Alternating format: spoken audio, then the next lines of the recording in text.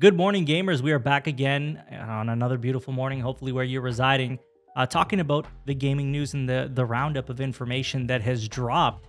And we are going to be discussing some milestones set by Sony Santa Monica in the God of War series, the PlayStation Plus collection getting discontinued, I guess, the PlayStation data size of Hogwarts Legacy. I mean, we'll talk about that. Of course, that's something pretty major as that release is coming up. The confirmed PlayStation Plus games for the month, a canceled project for the Titanfall IP, unfortunate on that one. We're going to be talking about an anniversary stream for Metal Gear Rising: Revengeance, which looks like we could be getting something special there. A RedFall update, a State of Decay 3 update, and a Nintendo Direct possibly coming soon. Before we jump into that, if you could do me a huge favor, like, subscribe, share the video. Makes me very happy when you guys like the video. Really goes a long way and getting these videos out to more people. Now, let's start with this Santa Monica Studio update. So they tweeted out that we are incredibly humbled that God of War Ragnarok has officially sold through 11 million copies.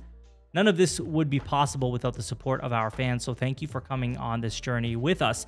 And this is a pretty big milestone. 11 million copies in less than 3 months is a very big deal, especially for a game that was only on the PS4 and the PS5, and in such a small amount of time as well. It just shows the power of the IP, shows the power of PlayStation Studios, and it shows that this game was definitely a great game. So very, very positive news. I think this is something that we'll probably see with Spider-Man 2 as well, although the only difference I think that will be made here is that it's not going to be a PS4 game. It's going to only be on the PS5, which definitely may not allow it to hit 11 million copies as fast, but I think the popularity of Spider-Man and the games is definitely going to help it in reaching some pretty big milestones. So I could see it definitely exceeding 11 million copies over time, but in less than 3 months, I don't know if they'll be able to do it. But yeah, I do think that these big hitters, these big first-party hitters are clearly doing numbers for Sony, and I think they got a lot of great stuff going on there. So very positive info, and I'm very happy for Santa Monica Studio and the team that worked on that. Now, next, we are going to be talking about the PlayStation Plus collection going away. In quotes, we also wanted to provide an update on the PlayStation Plus collection that has been offered as a benefit to PlayStation Plus members on PS5 since 2020.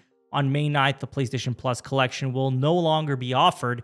If you haven't redeemed the titles in this collection yet, you can still do so until May 9th, which will enable you to access those titles even after this date for as long as you remain a PlayStation Plus member. So here it is.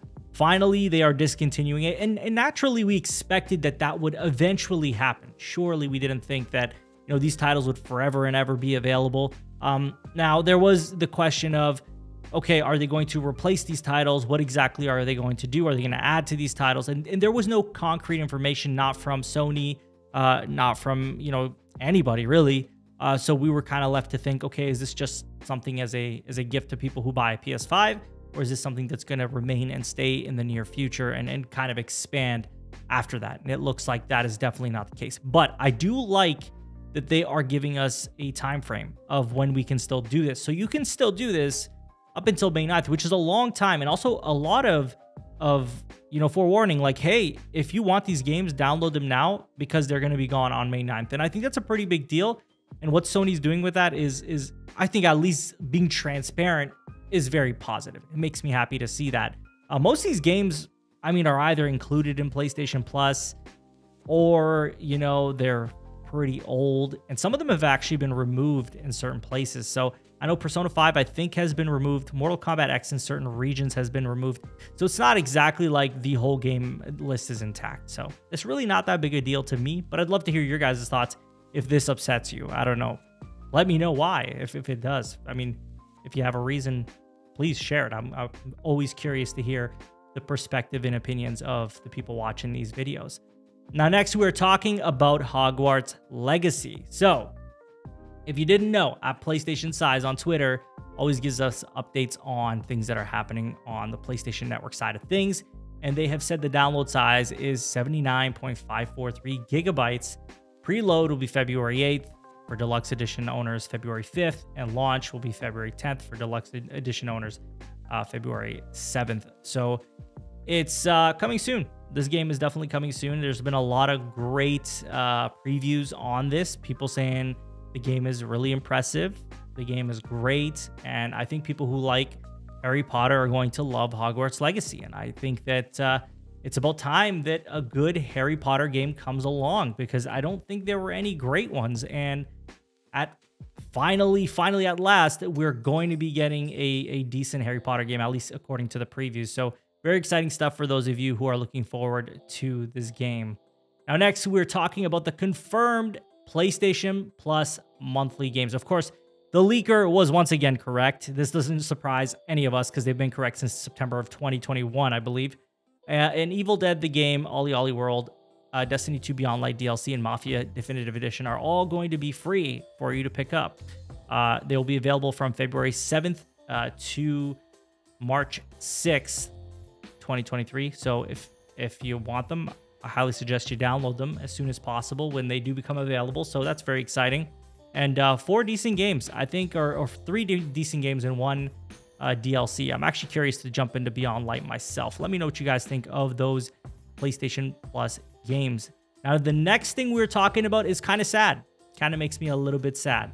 And it's the Electronic Arts canceling Secret Apex Legend game, a Battlefield game, and a Titanfall game. So there's 3 titles that they are canceling. More importantly, and I shouldn't say more importantly, but more importantly for me, the Titanfall Legends game is the biggest disappointment here. You know, Titanfall is such a well-renowned game and series, and I loved the first one, and the second one was great. And I was really hoping that they'd continue the franchise, but it seems like that's not going to happen. So basically, Jason Schreier reports this from Bloomberg, says Electronic Arts Incorporated canceled a game based on the popular Apex Legends and Titanfall franchises, according to 3 people familiar with the matter. Goes on to say the canceled project codenamed TFL, or Titanfall Legends, was a single-player game set in the universe shared by the Apex Legends and Titanfall games. It was directed by the veteran designer Mohamed Alavi until he left the company in early 2022. And so that's it, guys. That's the end of Titanfall. No more Titanfall, at least not anytime soon.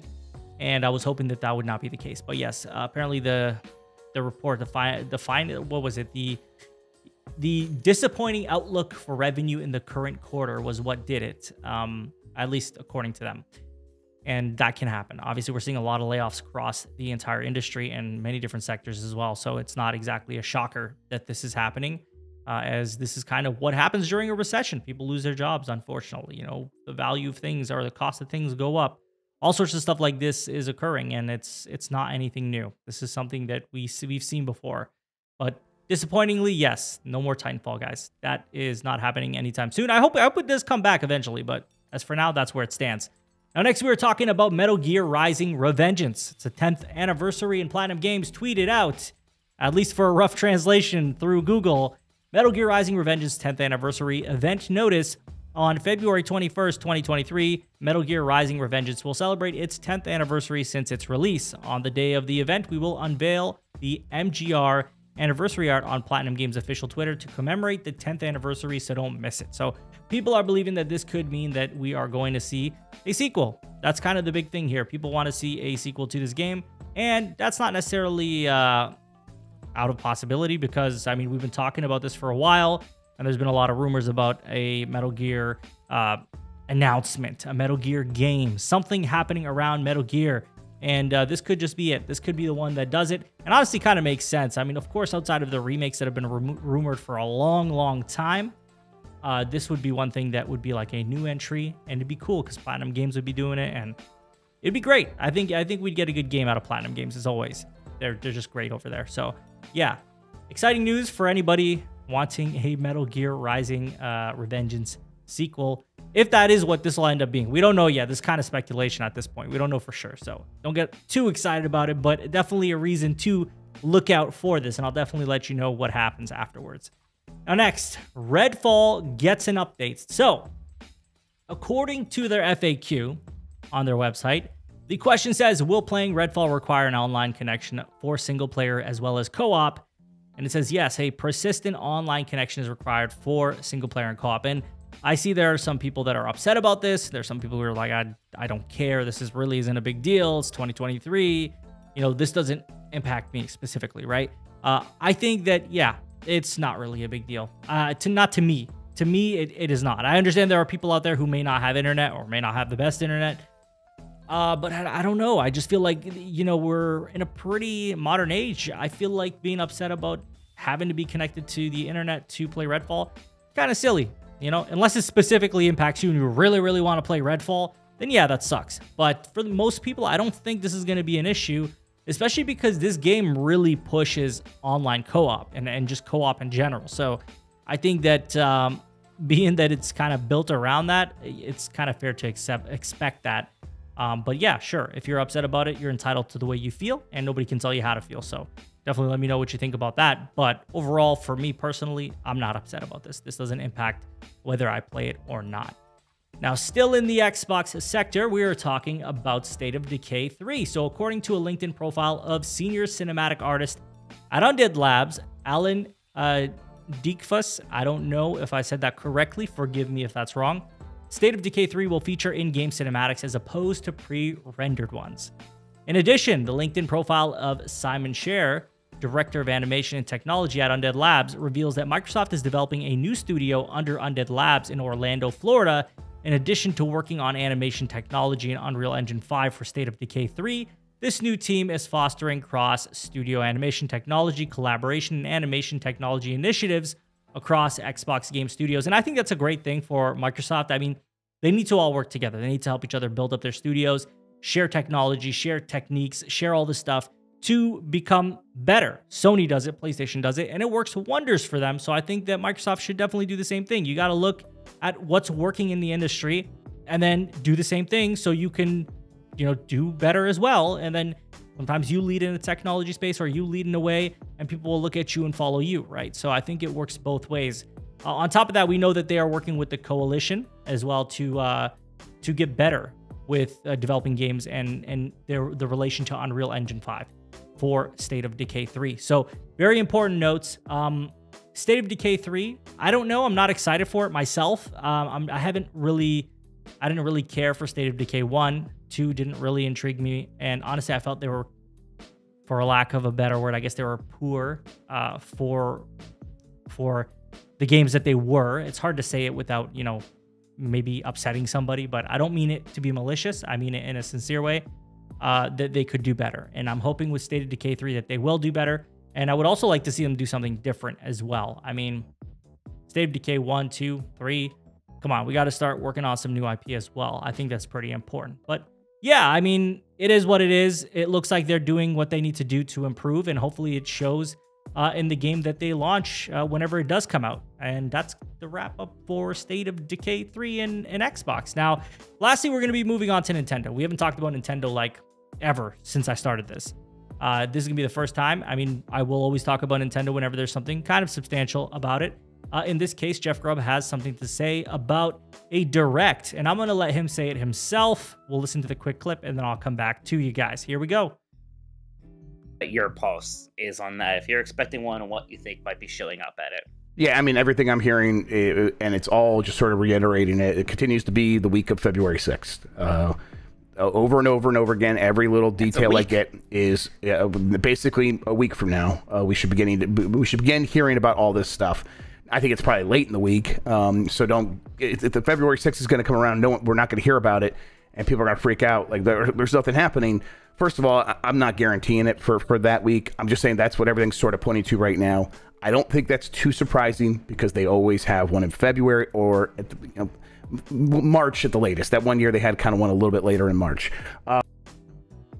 So basically, he's saying that the week of February 6th, that's when he expects to see a Nintendo Direct. Now, whether this is true or not, we'll see what happens. But it has been noted that anytime he has ever said there's going to be a Direct, he has been right every single time. Because I know my understanding is that he has been incorrect in the past in regards to Nintendo titles.